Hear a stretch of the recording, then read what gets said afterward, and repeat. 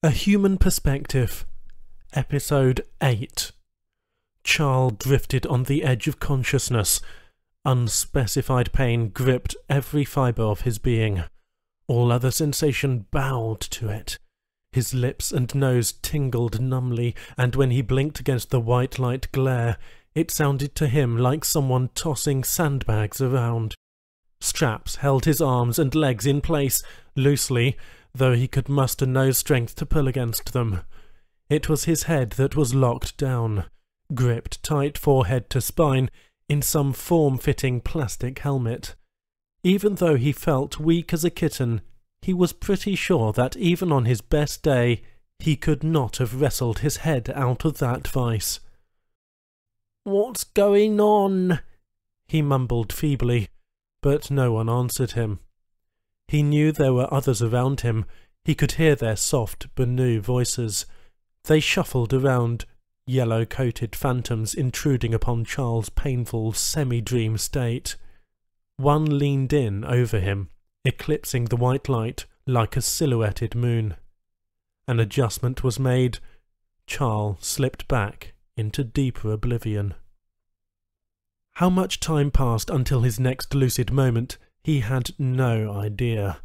This time around he had traded greater specific pain for a bit more awareness.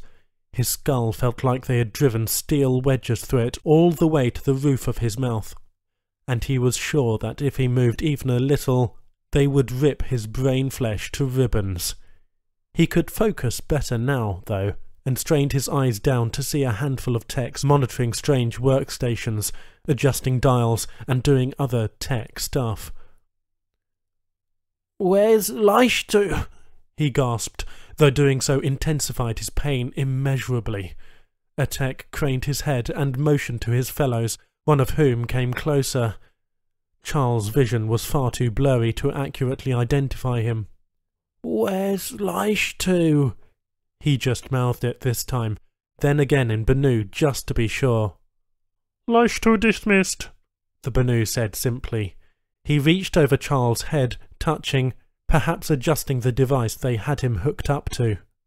"Let me go," he managed weakly, but stopped when a flood of memories cascaded before his eyes, accompanied by every associated heart-wrenching emotion, like racing through months of his life in just seconds, with the volume cranked all the way up. As quickly as it began, it stopped, leaving him a heaving, quivering wreck. More techs gathered nearby, talking softly among themselves, and in his present state Charles wasn't sure he could have distinguished what they were saying even if they spelled it all out for him. His mind still reeled from the memory barrage. He did pick up on one thing, though. The techs weren't happy about something. They were arguing, and he caught them discussing something about cooperation and blocking. By now his whole face was both numb and seemingly touched by fire, and he closed his eyes, but not before the techs dispersed, leaving just one behind making further adjustments to the unholy helmet. "Can Charles Grissom understand me now?" the adjusting tech asked. Complete clarity settled upon Charles' mind like a warm blanket. There was still some pain and discomfort, and he was still strapped down, but it was like his mind had just come out of jump space and back into the real world.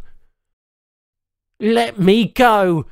Charles put enough force behind it that the tech backed up a bit. "No release. Contract stipulation." The tech held one of Charles' eyes open and peered deeply into it with his own, blinding him further with a small pen-sized light. "Screw the contract! You can't treat me like this! I demand to see Leishtu!" "Keep it strong. Banu respects strength." "Leishtu dismissed."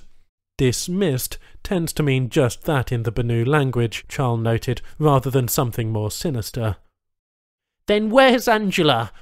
Any familiar face might be of help to him now, he figured, even an android face. "Project Angela cancelled." Cancelled? Did that mean she was dismantled? Abandoned, perhaps? Either way, he was running out of familiar people to negotiate with, and these techs didn't seem particularly concerned with his wishes. His mind raced. He had to make his case before they turned their brain scrambler back on. Anything to cut some kind of deal, get them off their guard, then get a chance to escape. "Is Angela here?" he asked, panting a bit now, but regaining more body control. "Android Angela?" "Project Angela cancelled," the Banu tech repeated. "Project Charles Grissom begun." Charles' guts felt like they'd collapsed into a singularity. "There's no way they're making an android version of me." "There must be some kind of mistake," he insisted. Were they really going to turn him into an android? Were they prepping his brain for removal? Seldom at a loss for words, Charles lay silent and slack-jawed. The enormity of his situation struck him dumb. "I am Tech 2. A new tech had come close while Charles languished. Banu tended to take numbers as pseudonyms when they wanted to remain anonymous, and they only sought anonymity when they were doing something illegal or immoral, so that wasn't good. "New project initiated," the new tech tried to explain. "Contract clause enacted." He stumbled along, trying to express his thoughts in a strange tongue. Contract? Charles got a sinking feeling he should have read his second contract a little more closely. "Charles Grissom breach contract," he continued. "Breach voluntarily by Charles Grissom. Contract stipulation clear. Breach initiative new clause." "I breached the contract?" Charles asked, hoping vainly he might be entitled to a lawyer. "I did everything the contract specified," he protested. "I attended every evaluation session." "Contract breach affirmative. Data compromised." Crap! They had nailed him for exploring their data. Maybe they'd made it so easy just so they could trap him into this. Whatever this was. He quickly concocted a variety of excuses. "I was only trying to verify the data," he began, but Tech 2 ignored him. "Light 2 suggested I go through the data." He wasn't buying it. "Data compromised. Contract breached. Victim entitled to restitution." Really? These Banu have me strapped to a table and they're telling me that, contractually anyway, they are the victims? The contract says you can torture me? Had Leishtu sold him out, he wondered? They're saying he's been dismissed, so maybe he's not part of this. Maybe it's all protectorate strong-arming, some government job. "I demand that you release me now!" "Charles Grissom not tortured, not harmed. Charles Grissom harvested." The black hole in his gut shrank in magnitude a bit. "Harvested?" he asked tentatively. "Harvested." Tech 2 looked to his fellows elsewhere around the room for verification, but apparently no one could come up with a better word for it. "Harvesting. Mental harvesting." "Okay, hang on a minute. I breached the contract on your android and that lets you harvest my mind to make a new android project based on me? Really? And this is legal? No way!" "As Charles Grissom says," Tech 2 verified. "So you're not going to cut my brain out?" A couple of the techs burst with their Banu version of laughter, then shared with their fellows who didn't immediately understand, so they, too, could get the joke. Charles didn't think it was so funny. "Negative," Tech 2 insisted emphatically. "Charles Grissom unharmed. Charles Grissom mental harvesting." The singularity in his gut shrank a bit more, but he was still strapped down against his will. "What about this thing?" he asked, looking up to point with his eyes. "I hope this thing works better than your android." Banu don't really shrug, but that was definitely the impression he got as they exchanged glances. "Are you copying things out of my mind, or—" "Copy only, Charles Grissom. No damage." "What guarantees do I have?"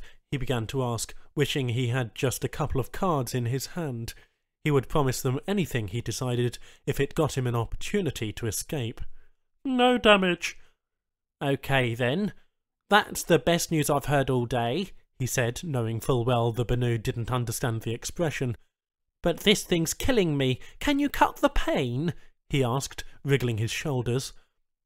Blocking equal discomfort, Tech 2 said, attentive now that they were finally getting around to what he wanted to discuss.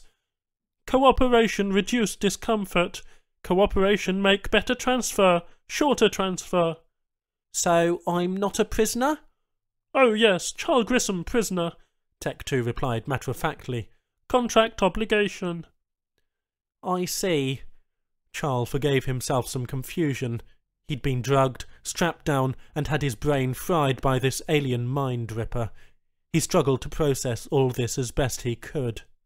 So there's going to be an android me running around somewhere? He asked, but he didn't really expect an answer. How bad could that be? I can always deal with it later, I suppose. Okay, I'll cooperate. I'll cooperate until I get a chance to get the hell out of here. Cooperate. Affirmative. Tech 2 seemed relieved. And no more pain? Charles questioned. Cooperate, reduce discomfort, he responded, which was far from a guarantee, but Charles knew it was probably all he was going to get. Charles Grissom, relax. Cooperate, reduce discomfort. Charles took a few deep breaths and tried to relax, but that was easier said than done. He let his mind wander, hoping that would help.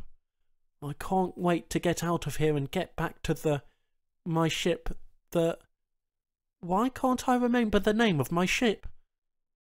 Charles Grissom, cooperate, Tech 2 said, gently tapping a syringe before injecting something into his arm. For a moment, Charles' gut-gnawing singularity turned into a galaxy-consuming black hole, before dissolving in a lotus-like haze.